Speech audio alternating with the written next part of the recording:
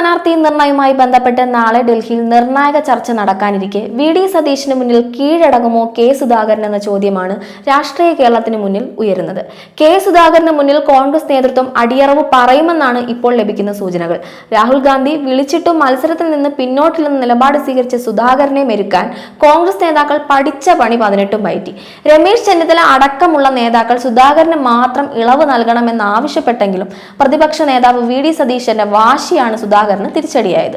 KPCC president സ്ഥാനത്ത് നിന്നും അപമാനത്തിനായി ഇറങ്ങിപ്പോകേണ്ടി വന്ന വേദന സുധാകരന്റെ മനസ്സിൽ ഇന്നും അവശേഷിക്കുന്നു എന്നാണ് ഇതെല്ലാം വെളിപ്പെടുത്തുന്നത്. കെ.പി.സി.സി പ്രസിഡന്റ് സ്ഥാനത്ത് അവരോധിതനായ ശേഷം കെ സുധാകരനുമായി ഒരു തരത്തിലും സഹകരിക്കാത്ത നിലപാടാണ് പ്രതിപക്ഷ നേതാവ് വി.ഡി. സതീശൻ സ്വീകരിച്ചത്. ഇത് പലപ്പോഴും സുധാകരനെ പ്രകോപിതനാക്കി. പാർട്ടി തീരുമാനങ്ങൾ എടുക്കുമ്പോൾ പരസ്പരം കൂടിയാലോചനകൾ നടക്കുന്നില്ലെന്ന പരാതി പലപ്പോഴും കെ സുധാകരൻ ഉന്നയിച്ചിട്ടുണ്ട്. ഡി.സി.സി അധ്യക്ഷന്മാരുടെ നിയമനത്തിലും മറ്റ് ഭാരവാഹികളുടെ തെരഞ്ഞെടുപ്പിലും ഈ തർക്കം പ്രകടമായിരുന്നു. പുതുപ്പള്ളി ഉപതെരഞ്ഞെടുപ്പ് വിജയത്തിനു ശേഷം നടത്തിയ വാർത്താ സമ്മേളനത്തിൽ ആരാദ്യം തുടങ്ങണമെന്നതിനെ ചൊല്ലിയുള്ള സതീശന്റെയും സുധാകരന്റെയും തർക്ക വീഡിയോയും പുറത്തു വന്നിരുന്നു. ഞാൻ തുടങ്ങാമെന്ന് സതീശൻ പറഞ്ഞപ്പോൾ ഇല്ലില്ല ഞാൻ തുടങ്ങാമെന്ന് സുധാകരനും പറയുകയായിരുന്നു.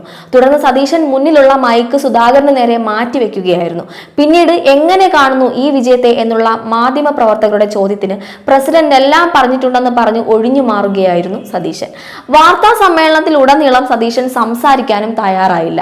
കോൺഗ്രസിൽ സംഘടനാപരമായി പ്രതിപക്ഷ നേതാവിന് മുകളിലാണ് കെ.പി.സി.സി പ്രസിഡന്റിന്റെ സ്ഥാനം.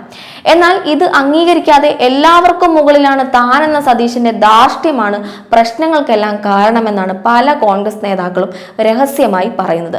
ആലപ്പുഴയിലെ സമരാഗ്നി പരിപാടികൾക്കിടെ വിളിച്ചു ചേർത്ത വാർത്താ സമ്മേളനത്തിൽ മണിക്കൂറുകളോളം വൈകിയാണ് വി.ഡി. സതീശൻ എത്തിയത്.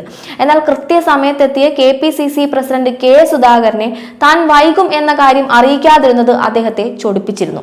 തുടർന്ന് സുധാകരൻ സതീശനെതിരെ നടത്തിയ അസഭ്യ പ്രയോഗവും ഏറെ ചർച്ചയായി. ചുമതല ഏറ്റ നാൾ മുതൽ കെ.പി.സി.സി പ്രസിഡന്റ് സ്ഥാനത്ത് നിന്നും സുധാകരനെ മാറ്റാൻ സതീശൻ നടത്തിയ പരിശ്രമങ്ങൾ ചെറുതൊന്നുമല്ല. പാർലമെന്റ് തെരഞ്ഞെടുപ്പിൽ സുധാകരൻ കണ്ണൂരിൽ സ്ഥാനാർത്ഥിയായപ്പോൾ കെ.പി.സി.സി പ്രസിഡന്റിന്റെ ചുമതല എം ഹസന് കൈമാറി. എന്നാൽ തെരഞ്ഞെടുപ്പ് കഴിഞ്ഞിട്ടും ചുമതല തിരികെ നൽകിയില്ല. ഒടുവിൽ സുധാകരന് പ്രകോപിതനാകേണ്ടി വന്നു ചുമതല തിരികെ ലഭിക്കാനായിട്ട്. പിന്നീട് സുധാകരനെ മാറ്റാതെ മുന്നോട്ട് പോകാൻ കഴിയില്ലെന്ന് സതീശൻ വാശി പിടിച്ചതോടെ ഹൈക്കമാൻഡും അയഞ്ഞു. കെ.സി. വേണുഗോപാലിന്റെ പിന്തുണയും സതീശന് ഊർജം പകർന്നു. ആന്റണി എം.പിയെ പ്രസിഡന്റ് ആക്കുവാനായിരുന്നു സതീശന്റെ നീക്കം. ഒടുവിൽ സുധാകരൻ നിർദ്ദേശിച്ച സണ്ണി ജോസഫിനെ പ്രസിഡന്റാക്കിയാണ് വിഷയം ഒത്തുതീർപ്പാക്കിയത്. നിയമസഭാ തെരഞ്ഞെടുപ്പ് വരെ കെ.പി.സി.സി പ്രസിഡന്റായി തുടരാൻ അനുവദിക്കണമെന്ന സുധാകരന്റെ അഭ്യർത്ഥന തള്ളി ഇന്ദിരാഭവനിൽ നിന്നും ഇറക്കി വിടുമ്പോൾ സതീശന് തുണയായത് കെ.സി. വേണുഗോപാൽ ഉൾപ്പെടെയുള്ളവരുടെ പിന്തുണയായിരുന്നു. ഇതിൽ കോൺഗ്രസ് പ്രവർത്തകർക്കും അമർഷമുണ്ട്. നിയമസഭാ തെരഞ്ഞെടുപ്പിന് ശേഷം മാറിയും തിരിഞ്ഞും വരുന്ന കോൺഗ്രസ് ഗ്രൂപ്പ് സമവാക്യങ്ങളിൽ വി.ഡി. സതീശന്റെ രാഷ്ട്രീയ ഭാവി എന്തായിരിക്കുമെന്ന് നമുക്ക് കാത്തിരുന്ന് കാണാം.